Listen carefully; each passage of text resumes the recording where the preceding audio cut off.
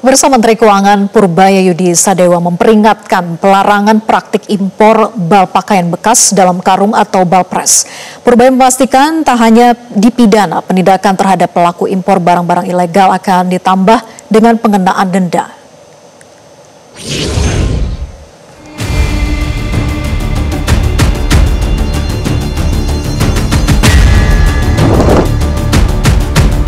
Mulai saat ini, para pelaku praktik impor bal pakaian bekas dalam karung atau bal pres wajib waspada.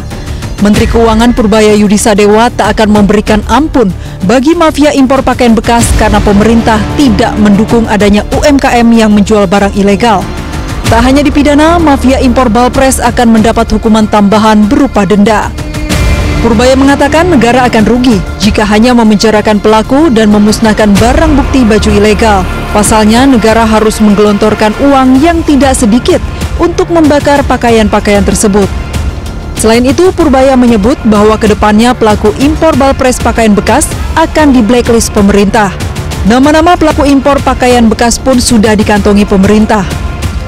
Purbaya memastikan dengan cara ini pasar-pasar pakaian bekas seperti di Pasar Senen atau tempat-tempat pusat thrifting tidak akan mati, sebab akan ada pasokan penggantinya dari produsen dalam negeri. Pemerintah berupaya menghidupkan UMKM legal yang dapat membuka lapangan kerja dan menggenjot produksi industri tekstil dalam negeri.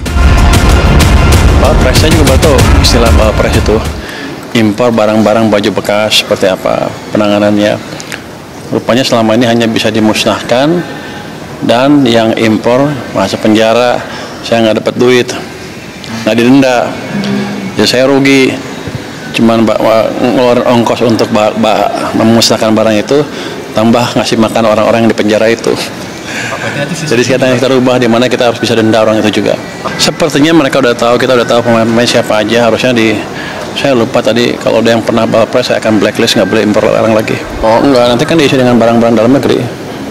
Tapi artinya barang-barang impor bekas itu nggak ada lagi kayak pakaian bekas di sana. Kamera Pak. Pasti. Itu ada Gini kan? juga yang dimanfaatkan. Lo pengen menghidupkan UMKM ilegal, bukan itu tujuan kita. Kita tujuannya menghidupkan UMKM yang legal yang juga bisa menciptakan tenaga kerja di penyerapan, di sisi produksi di sini. Jadi kita ingin hidupkan lagi produsen-produsen tekstil dalam negeri. Gebrakan bendahara negara itu disambut baik oleh Asosiasi Pertekstilan Indonesia. Direktur Eksekutif Asosiasi Pertekstilan Indonesia, Danang Girindra Wardana, mengaku senang sebab persoalan impor baju bekas telah bertahun-tahun mengganggu iklim pertekstilan di Indonesia. Ya, sebenarnya baru inilah Menteri Keuangan bicara tentang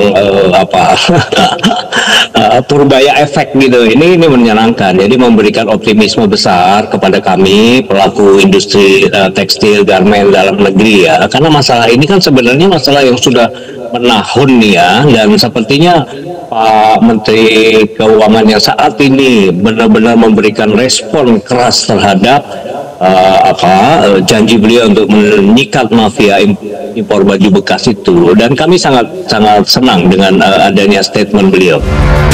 Larangan impor baju bekas sebenarnya sudah diatur dalam Peraturan Menteri Perdagangan Nomor 40 Tahun 2022 tentang perubahan atas Peraturan Menteri Perdagangan Nomor 18 Tahun 2021 tentang barang dilarang ekspor dan barang dilarang impor. Tim Liputan Metro TV. Jelajahi cara baru mendapatkan informasi. Download Metro TV Extend sekarang.